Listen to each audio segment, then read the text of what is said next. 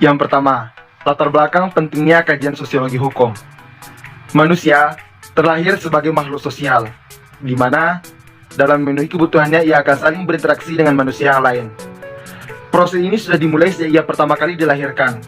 Interaksi dimulai dari lingkungan keluarga, berlanjut kepada tetangga di sekitar rumah, teman sepermainan, sekolah, masyarakat, dan seterusnya. Dari proses interaksi yang terjadi, ia sadar dalam berbagai hal ia memiliki persamaan-persamaan dengan orang lain. Namun di sisi lain, ia juga memiliki kepribadian khusus yang hanya dimiliki oleh dirinya sendiri. Dalam berinteraksi dengan orang lain, ia belajar bahwa ada tindakan-tindakan yang harus ia lakukan, serta ada tindakan-tindakan yang dilarang untuk melakukannya. Sehingga lama-kelamaan akan muncul kesadaran bahwa masyarakat tersebut berpedoman pada sebuah aturan yang ditaati dan dipatuhi oleh masyarakat. Hubungan-hubungan antar manusia diatur oleh kaidah-kaidah yang lama-kelamaan melembaga menjadi pola-pola. Hukum secara sosiologis merupakan sebuah lembaga kemasyarakatan yang mana di dalamnya terhimpun nilai, norma, dan kaidah yang berfungsi untuk mengatur manusia. Sebagai lembaga sosial, hukum hidup berdampingan dengan lembaga-lembaga lainnya yang saling mempengaruhi. Sebagai contoh, hukum di Indonesia tentang perdagangan terhimpun dalam Kitab Undang-Undang Hukum Dagang. Contoh lainnya, di Indonesia tentang hukum agraris terhimpun dalam Undang-Undang Pokok Agraria dan seterusnya. Sosiologi hukum berkembang atas perspektif bahwa hukum tersebut berlangsung di dalam sebuah lembaga sosial yang dinamakan masyarakat.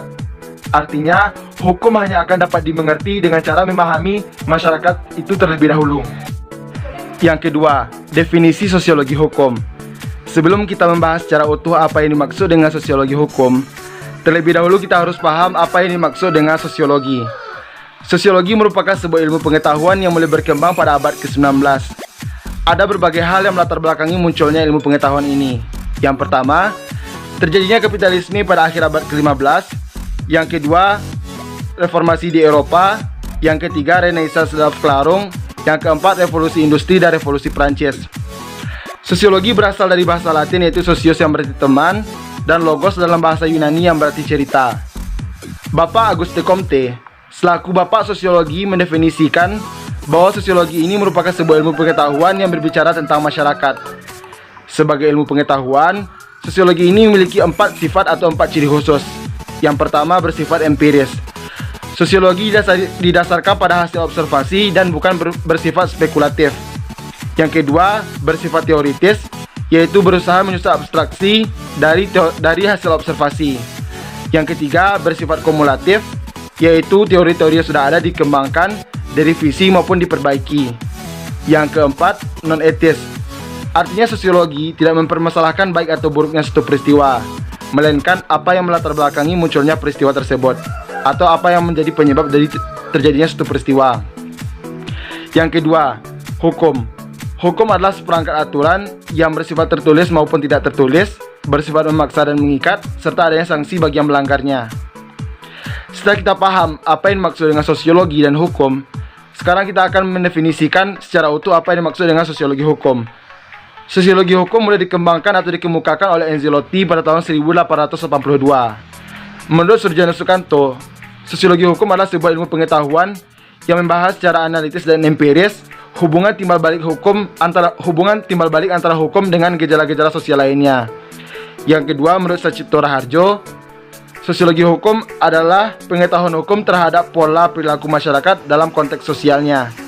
Yang ketiga, menurut R.O.C. Salman, sosiologi hukum adalah ilmu pengetahuan yang mempelajari dan menganalisa hubungan timbal balik antara hukum dengan gejala-gejala sosial lainnya yang bersifat analitis empiris.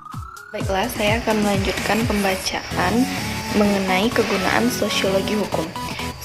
Kegunaan sosiologi hukum terbagi atas 3. Yang pertama, sosiologi hukum berguna untuk memberikan kemampuan-kemampuan bagi pemahaman terhadap hukum di dalam konteks sosial. Yang kedua, penguasaan konsep-konsep sosiologi hukum dapat memberikan kemampuan-kemampuan untuk mengadakan analisis terhadap efektivitas hukum dalam masyarakat, baik sebagai sarana pengendalian sosial, sarana untuk mengubah masyarakat, dan sarana untuk mengatur interaksi sosial agar mencapai keadaan-keadaan sosial tertentu. Yang ketiga, sosiologi hukum memberikan kemungkinan-kemungkinan serta kemampuan untuk mengadakan evaluasi terhadap efektivitas hukum di dalam masyarakat. Dari penjelasan di atas dapat diuraikan rincian dari kegunaan sosiologi hukum yang terbagi atas 3. Yang pertama, pada taraf organisasi dalam masyarakat. Pembagiannya yaitu yang A, sosiologi hukum dapat mengungkapkan ideologi dan falsafah yang mempengaruhi perencanaan, pembentukan, dan penegakan hukum. Yang B, dapat diidentifikasikannya unsur-unsur kebudayaan manakah yang mempengaruhi isi atau substansi hukum. Yang C, lembaga-lembaga manakah yang sangat berpengaruh di dalam pembentukan hukum dan penegakannya. Yang kedua, pada taraf golongan dalam masyarakat. Pembagiannya yang A, pengungkapan golongan-golongan manakah yang sangat menentukan di dalam pembentukan dan penerapan hukum. Yang B, golongan-golongan manakah di dalam masyarakat yang beruntung atau sebaliknya dirugikan dengan adanya hukum-hukum tertentu. Yang C, kesadaran hukum dari golongan-golongan tertentu dalam masyarakat. Yang ketiga, pada taraf individual pembagiannya yang A, identifikasi unsur-unsur hukum yang dapat mengubah perilakuan warga masyarakat. Yang B, kekuatan, kemampuan, dan kesungguhan hati para penegak hukum dalam melaksanakan fungsinya. Yang C, kepatuhan warga masyarakat terhadap hukum. Selanjutnya, mengenai ruang lingkup sosiologi hukum. Menurut Sarjono Sukanto, ruang lingkup sosiologi hukum meliputi yang pertama, pola-pola perilaku hukum warga masyarakat. Yang kedua, hukum dan pola-pola perilaku sebagai ciptaan dan wujud dari kelompok-kelompok sosial. Yang ketiga, hubungan timbal balik antara perubahan-perubahan dalam hukum dan perubahan-perubahan sosial dan budaya. Ruang lingkup sosiologi hukum juga mencakup akan 2 hal. Yang pertama, dasar-dasar sosial dari hukum. Contohnya, Hukum Nasional Indonesia. Dasar sosialnya adalah Pancasila dengan ciri-cirinya gotong royong dan musyawarah kekeluargaan. Yang kedua, efek hukum terhadap gejala-gejala sosial lainnya. Contohnya, Undang-Undang Penanaman Modal Asing terhadap gejala ekonomi, Undang-Undang Pemilu dan Partai Politik terhadap gejala politik, Undang-Undang Hak Cipta tahun 1982 terhadap gejala budaya, dan Undang-Undang Perguruan Tinggi terhadap gejala pendidikan. Selanjutnya, karakteristik kajian sosiologi hukum di dalam masyarakat dalam mewujudkannya yaitu yang pertama, sosiologi hukum berusaha untuk memberikan deskripsi terhadap praktik-praktik hukum. Apabila praktik-praktik itu dibeda-bedakan ke dalam pembuatan undang-undang, penerapan dalam pengadilan, maka ia juga mempelajari bagaimana praktik yang terjadi pada masing-masing bidang kegiatan tersebut. Yang kedua, sosiologi hukum bertujuan untuk menjelaskan mengapa suatu praktik-praktik hukum di dalam kehidupan sosial masyarakat itu terjadi. Apa sebab-sebabnya, faktor-faktor apa yang mempengaruhinya, latar belakangnya, dan sebagainya.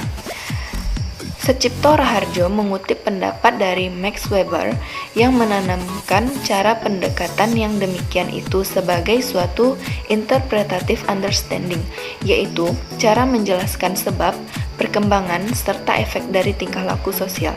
Dengan demikian, mempelajari sosiologi hukum adalah menyelidiki tingkah laku orang dalam bidang hukum sehingga mampu mengungkapkannya.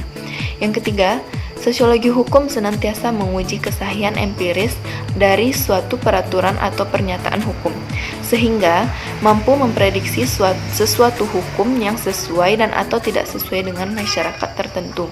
Yang keempat, sosiologi hukum tidak melakukan penilaian terhadap hukum. Perhatiannya yang utama hanyalah pada memberikan penjelasan terhadap objek yang dipelajari.